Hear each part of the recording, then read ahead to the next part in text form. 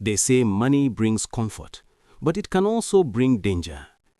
In the city of Lagos, one family was about to learn that the person who calls you mommy might be the same person planning your downfall. In the busy city of Lagos, there lived a rich man named Mr. Williams. He had many shops, big houses, and cars. People respected him everywhere he went. Mr. Williams lived with his wife, Madam Gloria, and their only son, David. David was a kind young man. He worked as an engineer and made his parents proud. They lived in a very big house with shining floors and flowers in the compound. Life was peaceful until one day. One evening, David came home smiling. He walked in with a beautiful young woman beside him. "Mom, Dad," he said proudly, "this is my fiancée, Tonya." Tonya was tall, pretty, and dressed like a real city lady. She smiled sweetly and said, "Good evening, Ma. Good evening, sir." Mr. Williams smiled and said, "Welcome, my dear." Madam Gloria also smiled, but deep inside, something didn't feel right. She couldn't explain why, but her heart warned her to be careful. A few months later, David and Tonya got married. The wedding was very big and beautiful. There were many guests, music, and dancing. Tonya looked lovely in her white dress. Everyone said, "Ah, David is lucky. His wife is perfect." After the wedding, Tonya moved into the Williams family house. She called her in-laws Mommy and Daddy. She helped in the kitchen and always smiled. At first, everything seemed fine, but Madame Gloria began to notice small things. Sometimes, Tonya locked her room even when she was alone. Sometimes, she whispered on the phone late at night. And sometimes, she looked at David in a strange way, not like a wife, but like someone thinking of a plan. One night, around 2 a.m., Madame Gloria woke up to drink water. As she walked past Tonya's room, she heard her voice through the door. "Yes, it's almost done," she whispered. "After tomorrow, everything will belong to me." Madame Gloria stopped and listened. "Everything will belong to me?" she thought.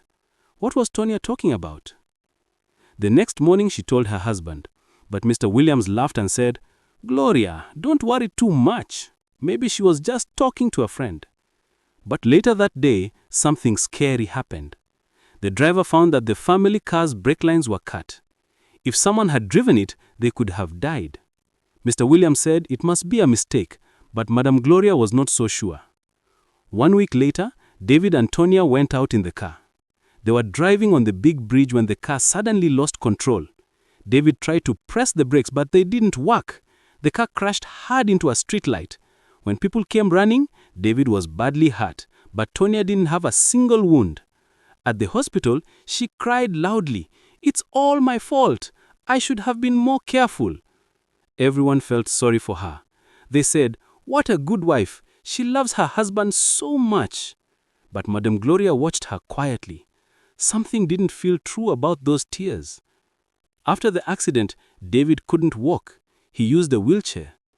Tonya began to take charge of everything. She told the workers what to do, handled the money, and even helped Mr. Williams with his business. Soon, she started acting like the owner of the house. Even Mr. Williams began to listen to her more than his own wife. Madame Gloria didn't trust her. She felt something big was going on. One afternoon, when Tonya went out shopping, Madame Gloria entered her room. She wanted to find out the truth. On Tonya's desk, she saw a laptop.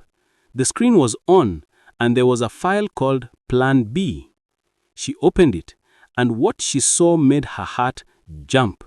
It was a list of everything the family owned: their houses, shops, lands, and bank accounts.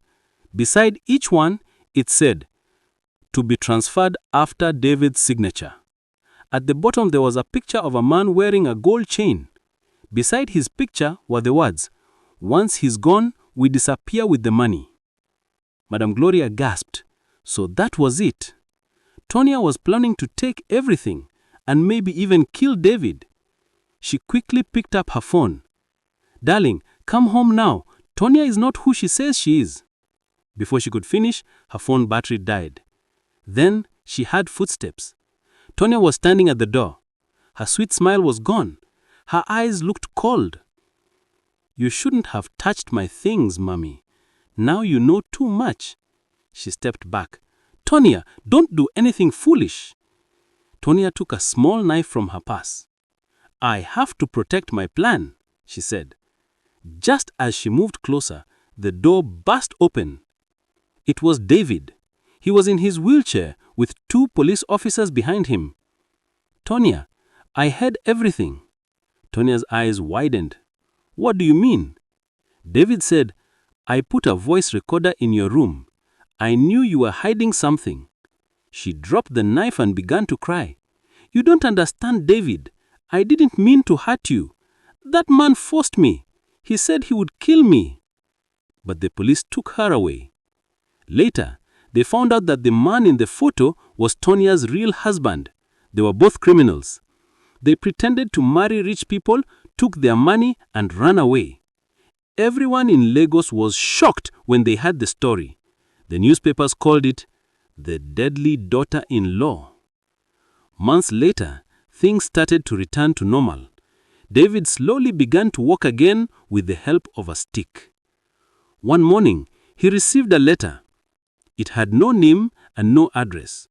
When he opened it, his face changed. It said, "You arrested me, but you still don't know the truth. That accident wasn't my plan. Someone else cut the brakes before me." At the bottom of the letter was a small drop of red nail polish. David frowned. Only one person in the house always wore that color: his mother. That evening, David went to his mother. He showed her the letter and asked her, "Mom, what does this mean?" Madame Gloria smiled quietly. She touched his shoulder and said, "My son, some secrets are better buried." Then she walked away humming softly. David stood still wondering, was my mother trying to protect me? Or did she cause the accident?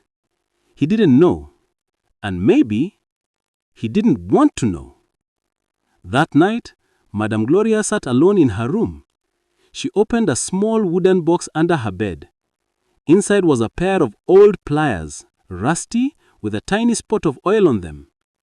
She stared at it for a long time and whispered, "A mother always protects her son, no matter what."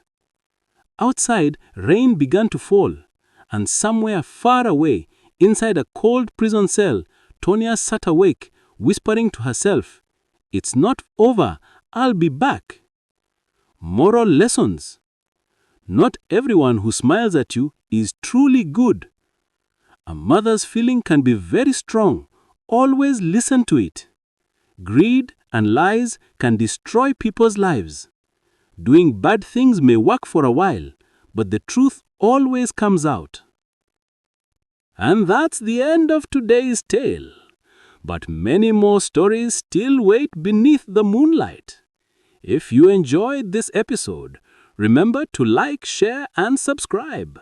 And ring the notification bell so you won't miss the next episode from K's Folktales Hub. Also, leave a comment in the comment section on what you feel about the story.